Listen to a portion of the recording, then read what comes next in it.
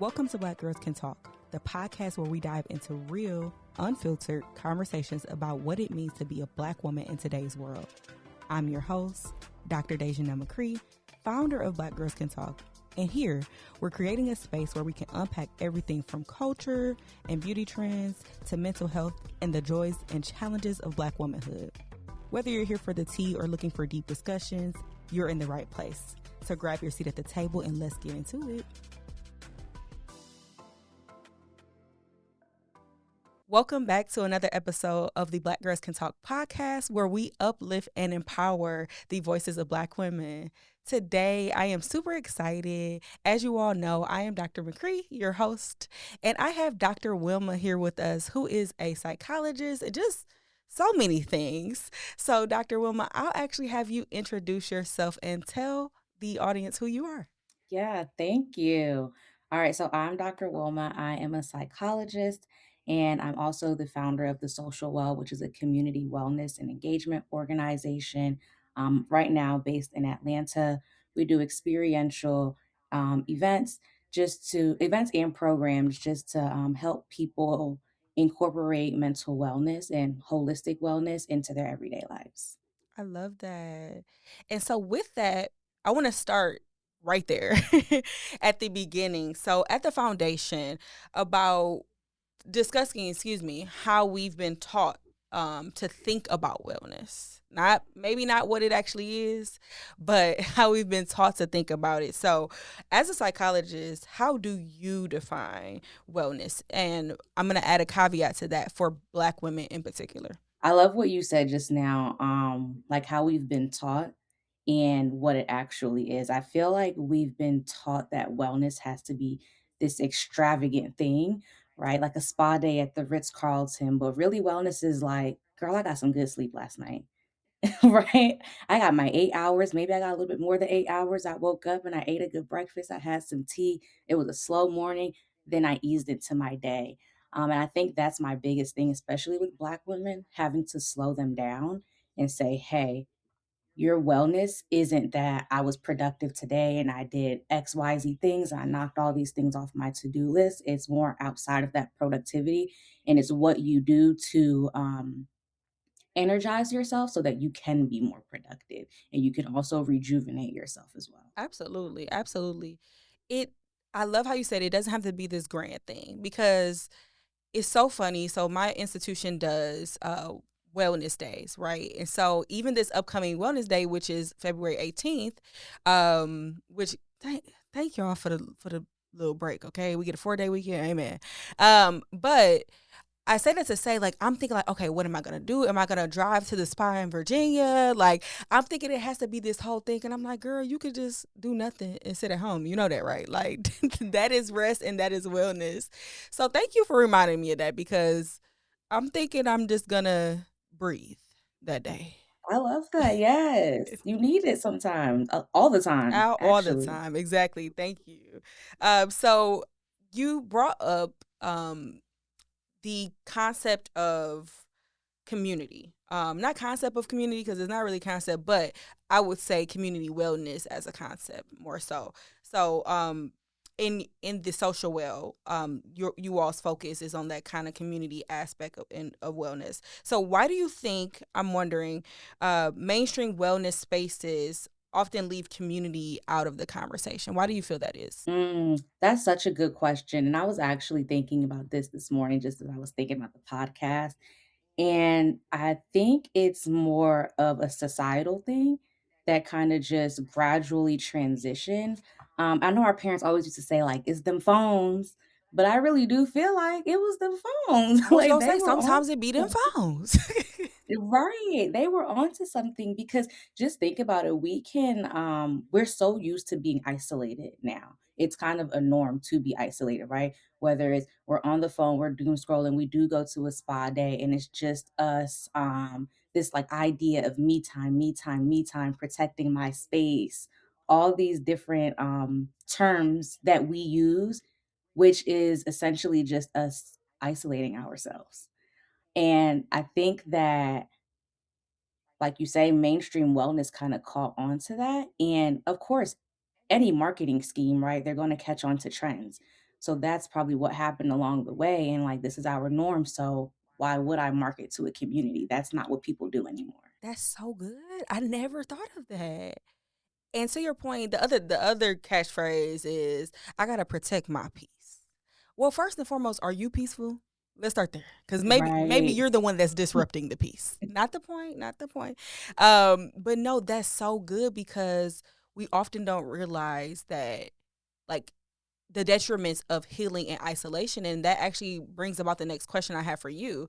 What do you feel are the consequences of trying to heal in isolation for us? Yeah, I think it is so many things. There's a lack of accountability, there's avoidance, there's a lack of support.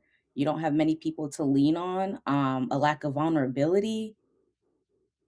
And that just kind of goes into so many different things, whether it's depression, it's anxiety, it's physical health like detriments that are also occurring as well. I think people don't really realize. Mm. You unknowingly touched a few things for me because Mhm. you mentioned vulnerability. And I think just as a society in general, specific to the Black community, but especially as Black women, if we get played, quote unquote, or get our feelings hurt, because that's really what it is, we Right, become right. shy of being vulnerable. And it's hard for us, at least I ain't gonna talk about the people, I'm gonna talk about myself. It's hard for me to come out of that space where I feel safe enough to be vulnerable again. And just thinking, so we, of course, talked before you came on the show today, and you kind of mentioned the idea of community not just as support, but as medicine.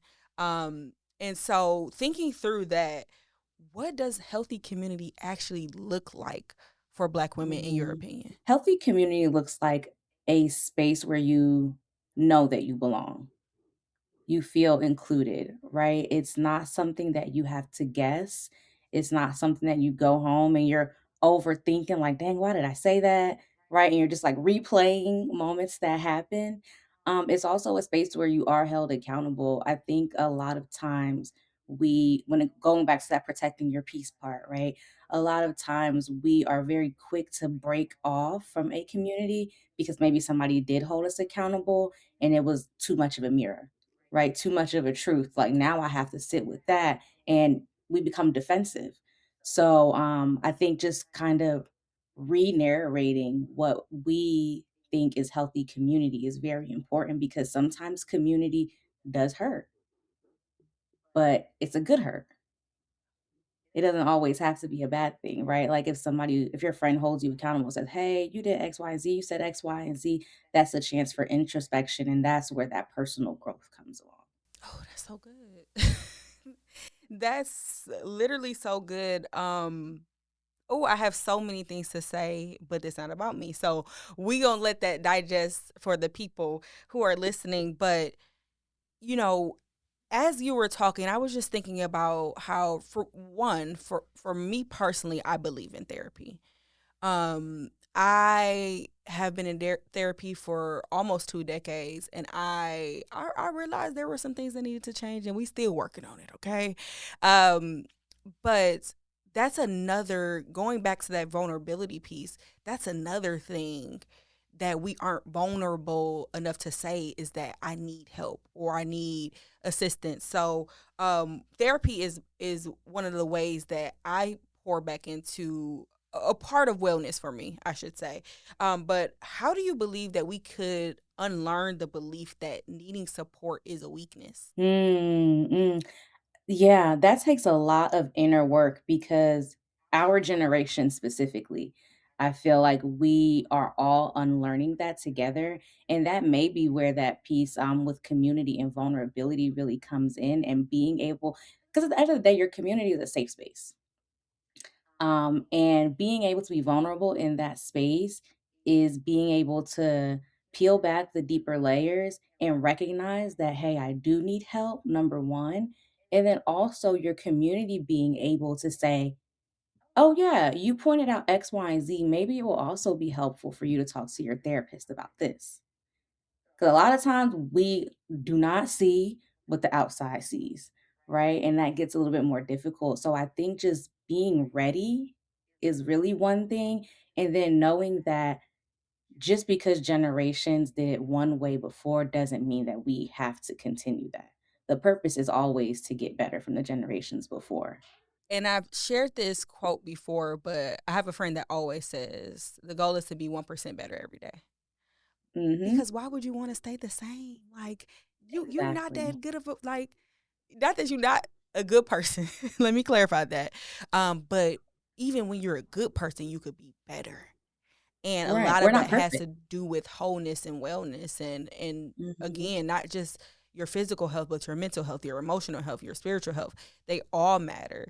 Um and so what do you I want to touch on mental health in particular because I deal in mental health but in a completely different way than you do, right? So I all of the research that I does touches on psychosocial health, which does include mental health.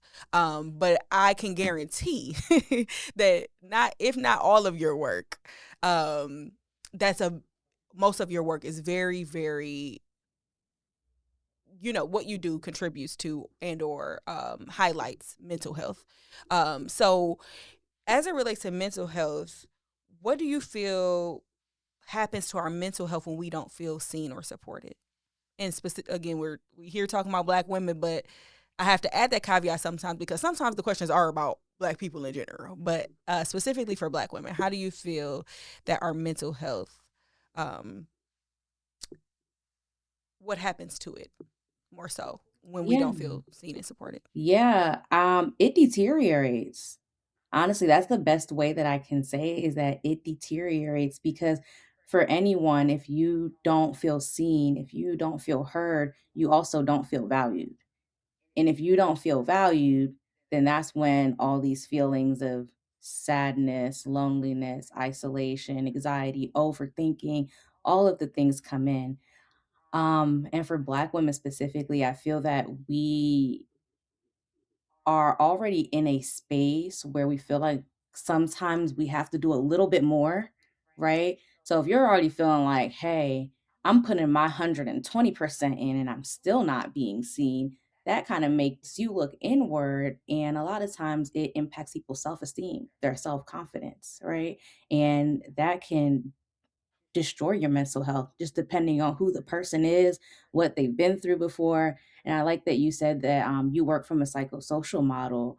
Um, and you kind of have to think about like the whole biopsychosocial model, right? You have to think about biologically where is what's their base, right? Because it could look different for everyone. What's their base? Does this person have ADHD? Because then rejection sensitivity comes into play also, right? So now it's going to look different from somebody who maybe doesn't have anything. I don't want to say they're normal, but they don't have any sort of diagnoses, right? So maybe they can get over like the rejection and not being seen a little bit better than somebody who has a neurodevelopmental disorder. Is the person autistic, right? There's already that concept of just difficulty making social connections, difficulty connecting with people. So that's going to look different than somebody else. So it's definitely a very wide range of what that can look like, but at the end of the day, it deteriorates your mental health. It doesn't feel good to not feel seen, to not feel heard, to not feel valued. No, it absolutely doesn't. And I'm glad that I asked you from your perspective because I would have never put together. I mean, granted, probably if I tried and really thought about it, like, you know what I mean, after doing some research, I could have maybe made the connections. But to hear you say that, especially in your line of work, I must go back to you said what now? Rejection who? Because wait a minute. Rejection sensitivity. Now what now please do tell the people and I am the people what that is. Yeah. So rejection, in simple terms, it's called rejection sensitivity dysphoria. So RSD. Many people who have attention deficit disorder, they have RSD. And this is just basically saying like if I feel rejected, I'm a little bit more sensitive to that rejection than someone else may be. Well, I am self-diagnosed because wait a minute. Is that what that is? we might have to talk offline because I'm self-diagnosed with this one, but I self-diagnosed ADHD. I think it's up in there. But that makes total sense because when you think about what ADHD is, in the first part of that being attention, thinking about being rejected when your makeup is to want, desire, whatever, however you want to term it. I got to get up out of here because it's my brain. You should see the wheels and everything that's like connecting at this point. Wow. Thank The you. neurons are firing, huh? Yes, like oh my goodness, and I can't wait to go research it because I have to. I have to know more. Yeah, Thank you for just shedding light on even with that piece, some topics that we don't hear in regular yeah. conversation, right? I although I may have heard that, felt that, know that to be true of myself, I didn't have words to put with that, right? So thank Mhm, you mhm. for your expertise because um and and let's go back to not just your degree because shout out to you in that degree. However, but also your lived experience as a black woman and coming to talk to black women about what you know to be true in maybe your own personal life, but also what you've learned throughout your degree programs. I have to stop here and say I appreciate you for doing the work that you do. If I haven't already said it, but I just as you're talking, I'm just like, we need her. We need her. Like, so thank you, Dr. Wilma. Okay, so the social well. So the social well was created to meet a need, right? So what was that, or what do you feel like? Because there may have been multiple, but what do you feel was that unmet need that you desired to, or that gap you desired to fill? Mhm. The main one was disconnection. Yes. We're just disconnected from a lot of things, to be truthful. We're disconnected from communities, as we just spoke about. We're even disconnected from ourselves. And unfortunately, we don't recognize it because we live in a society, going back to us talking about where I need to protect my peace. And that's not really living in reality for a lot of us. Protecting your peace isn't. Um, so I could go on, but I'm gonna just hop over. Um, so with that being said, knowing that we're disconnected, um, my word for the year that God gave me is intentional. So, how do you feel that having intentional spaces for Black women could change the way we show up for ourselves? Yeah. I think that is so, so important. And just like so how we're sitting in this space right now, it's a virtual space, right? But as we're connecting with each other, we're experiencing this concept of shared humanity, right? And that basically says that I'm not alone. And that is the biggest thing. Creating intentional spaces lets everyone in that room or in that space know that they are not alone. And when you know you're not alone, it's a little bit easier to accept certain things, to move through certain things, to lean on people for support, to get advice, whatever it is that you are seeking. It's easier to find that. And sometimes it's honestly just, I just want it to be heard. I just want it to be seen. I want it to be validated. And I think that's the most important part when we talk about community, we talk about creating intentional spaces. It's making sure that there is this idea of shared humanity, common humanity, letting people know that you are not alone. That's so good. And with that, um, I'm wondering because you may often run into people who have those discussions with you, right? That they feel alone, Mhm. nobody's supportive of them, all of the things, right? So, what are some small practical ways that our listeners could begin cultivating that community right now, today, Mhm. if they wanted to? Mhm. I think one thing, just speaking personally, that's really helped me is just honing in on the things that I enjoy and finding community around that. So I know I enjoy pickleball. As soon as my church started a pickleball small group, I was the first one to sign up, right? And I've built a great community in that area. I know that I enjoy dance, so I go to Zumba at my gym. also have like my college group of friends. And I think something that's important too is when it comes to community, is not only finding those people, but maintaining those relationships. And I think that that's a lot of times where people fall off and start to feel like, I don't have any friends, I'm lonely. And it's like, no, you probably do. But have you reached out to so and so? Did you go to brunch last week when they invited you? Did you just call them up and say, "Hey, girl, I'm in the neighborhood. Can I stop by?" Or whatever it may be. Like, did you just give them a phone call? Right? Like, sometimes it's so simple, but again, because we're so used to being isolated, it's like we almost disconnect ourselves from everyone, from the world around us. Here you go, talk about me again. Uh, Me too, girl. It's okay. I'm be talking to myself. when I say this very morning, like I am traveling tomorrow, and I'm like, I just could stay here and do work. But guess what? I'm going to do that work by myself in my living room, bed, wherever I choose to, not being around people other than going to church tomorrow, or not tomorrow, Saturday and Sunday. Um, and the one thing that is making me go is like, because you mentioned like college friends and maintaining those relationships. I'm so excited to see my friends. Like, even though like I am a granny at this point in life, and I'm not excited to like be active and have to do physical things like walking. Um, it's very important for me, especially we all live in different states, and some of us are married and parents, and it's very important that we get out of those text message threads and or individual texts or off social media and have some FaceTime with one another. And so, yeah, I'm maybe sacrificing that paper that I need to write for a little bit, but the joy that I'm going to receive from being around my friends and being poured into and just feeling that love and all of the things, that connection, is going to be worthwhile. So you just reminded me, girl, go ahead and get on that flight. Just go. See? Yeah, That's and super I funny think that's though. so important, you saying that too, if I could touch on Of this. course. It's nothing like in-person connection.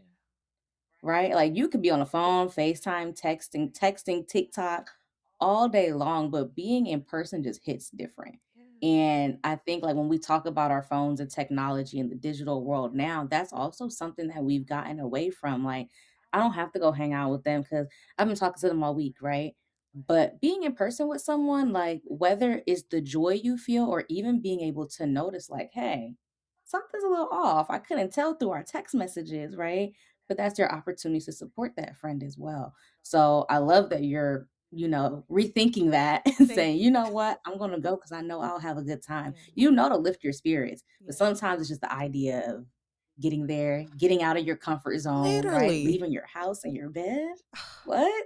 And I just got all my food and my snacks and my like I don't have to go nowhere unless I want to, and then it's a whole thing. But you know what? For one, I haven't been anywhere since August, which is ridiculous for me because I'm used to every month, every other like so just that replenishment, it's definitely needed. So this conversation was great to have today, less than 24 hours before my flight. So thank you for reminding not only me but the rest of us that, to your very point, face to face is that's why like we live in this Zoom world and we tired of Zooms because it is different. And now I might not want to sit in that 3 hour meeting in person either. However, I absolutely don't want to sit on a 3 hour Zoom. So it's just different things that can be accomplished by being in person, and I think we don't always equate that to our mental wellness. I know that Mhm, seeing my friends is going to make me smile and make my heart full. That's part of my mental wellness. mhm, So everybody listening, do things that you find joy in, but also things that because joy and happiness could be synonymous, but sometimes they're not. That also just make you happy. So not just the this one moment I found joy in. What truly makes mhm. me happy? Right. So just do more things that make you happy, and feel that time in that you was gonna watch that binge Bridgerton. Okay. Feel that time in with maybe pouring into yourself a different way. And I'm saying this to really say it to myself. because I was gonna go home and watch that. Not the point. So yes, I hope that that you all were hearing Dr. Wilma when she said that we're not even recognizing that we're disconnected, and listening to some of the ways that we can become reconnected with not just our friend groups but society as a Mhm. whole. So okay, so I want to transition to Okay. a segment that I call the rundown. So if you're familiar with the game of this or that, that's exactly what it is. I just thought the rundown Okay. sounded better. So alrighty, so it's time for the rundown. So just go with what feels right, one or the other, Okay. one or the other. I always It's always hard, but okay. So I have to ask you this because I'm interested to know. So therapy or community circles? Mm. It's the immediate. Right. I feel like I had an answer, then I was like, "Wait." I think for me personally, community circles. Okay. I like people. I love people, actually. Mhm. I love people, and, I've just being around people, like I said, it helps you get different perspectives, and in therapy, it's very one-on-one, so people present with their sole narrative, and you don't get much else out of that, so I feel like it's a very narrow view. Okay, so safe spaces or brave spaces? Ooh. I know. Okay, for me personally again, I would say brave spaces. Ooh, I love that. I love that. And now sometimes those brave spaces can also be safe. However, Very true. we we're charged to be more brave. Mhm. It's time for that's how I should say it. It's time for us to be more brave. So I love that that was your answer. Rest or connection? Ooh, yikes. I Okay. know. In this phase of my life, rest. Okay. Okay. Okay. Same. Same. Um, like it's all when I get to this segment, it's like I wrote them right, and I know what they say, but like asking them is just like, ooh. Okay. Consistency or flexibility. Hmm.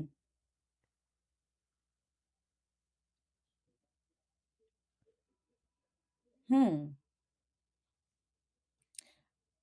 Can I say both? You supposed to not be able to. However, I get it. I feel like you can be consistent and be flexible. Like this is one thing that I've had on my mind because I talk to a lot. If I can go on a quick Of tangent, course. I talk to a lot of people, even myself, and people like friends, clients, like whoever it may be, family members. But specifically with working out, going to the gym, right? People have this like, I want to be consistent, but I want to go at 5 a.m. every day. And I'm like, okay, so if you don't make it on Tuesday at 5 a.m., can you not go on your lunch break? Questions that need So answers. you're still being consistent, but you're also being flexible with yourself. You might not, it's not realistic to go every day at 5 a.m. So in that sense, I feel like both. I like how you did that. See, okay, that was permissible. That was permissible. The explanation absolutely helped, and I'm with you. I'm with you when you're right. We'll do one more. So, healing quietly or healing out loud. Hmm. I think healing quietly. Because sometimes the people ain't got to know what's going on. Yeah. It's Yeah. We don't need a not big all the show. time. It depends on what it is. Even then, probably not. Just like relax. Mhm. Thank you for indulging me in that game because sometimes what we talk about is a little heavy. Not that today was it by any means, but I like to give a little lightness at the end. But I have a two-part question for you. So, if there were one thing that you would want someone to take away from our conversation today, what would that be? And then, in the same breath, what would you want our allies to know? If there was one thing I want people to take away, I think it would be that it is okay, and like you stated, it's brave to have those vulnerable conversations, and that is what's needed for us to be able to heal in community and heal ourselves. And what would I want our allies to know? That's a good question. Let me think on that. It's so much for them to know, right? Right. I'm like, where do I start? And what I can say just to like add to that conversation, and if you come up with something as I'm talking, by all means share.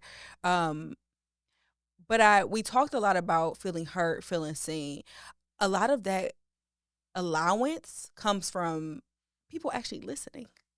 So maybe start there, y'all. Actually hear the people out when they're talking and not just be like, oh, okay, I understand. Like, but do you?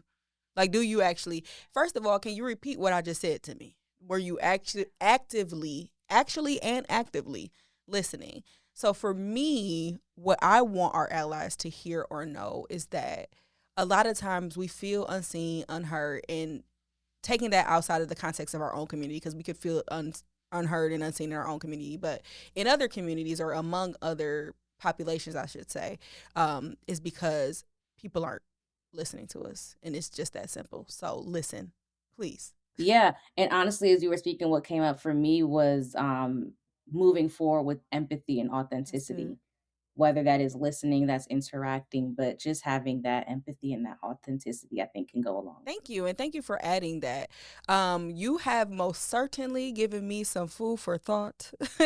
I have to do some work of my own, honey. I thought I was almost there, but I definitely want to just learn more about some of the concepts that you brought up, but want to be more going back to that word of intentional about how I'm showing up for not just myself but for others. And to do that, I have to be in a great mental space and have to be in total wellness. So I want to charge our listeners to do the exact same. Do some of that inner work, like Dr. Wilma stated. Some of that is internal, right? And so sometimes we have to dig within to see how we can improve ourselves. So do some of the work, y'all, outside of this conversation. Maybe have some of these conversations with your friends, your colleagues. It might be somebody you sit next to on the train, you know? But let's start having these conversations. And before I let you go, Dr. Wilma, I want you to tell everybody where they can find you. Yeah, of course. So, my Instagram for the social well is at, well, the little at symbol.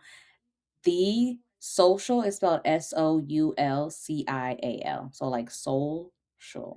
Well, Well. Our website is www.thesocialwell.com. You can definitely learn a lot more. So these brave conversations and vulnerable conversations we're talking about, I have a framework that you can learn a lot more about that helps you to navigate these conversations, whether it's with family, it's with friends, it's in like workplace settings, community settings, whatever it may be. There's different decks that apply to these different settings. Um, and you can learn more about our events that we have. So, whatever it may be that stuck out to you on this interview or this podcast session, you can hear a little bit or learn a little bit more about. I need to go. Okay. I love a good framework. Now, you know, I'm a researcher. I love a good framework. So I will be visiting myself. So thank you for Sure. your work. Thank you for your honesty. Thank you for your vulnerability. And I just want to say to every Black woman listening, you are worthy of community and connection. So we'll leave off with that. Make sure that you follow Dr. Wilma and get some of that education for yourself. Make sure you buy the book, Black Girls Can Talk, as well as follow our socials, like and subscribe to our YouTube channel. And that is all for today. I am Dr. McCree. We have Dr. Wilma. Until next time, stay powerful. That's a wrap on today's episode of Black Girls Can Talk. I hope you felt heard, empowered, and inspired by today's conversation. If you love what you heard, make sure to subscribe, leave a review, and share this episode with your girl. Don't forget to follow us on Instagram at blackgirls_can talk to stay updated on future episodes and join the conversation online. Got something you want us to talk about or want to be a guest on our show? Hit us up on social media or visit our website at blackgirlscantalk.com. Thank you for listening, and remember, Black girls can talk, and we've got a lot to say. Until next time, stay powerful.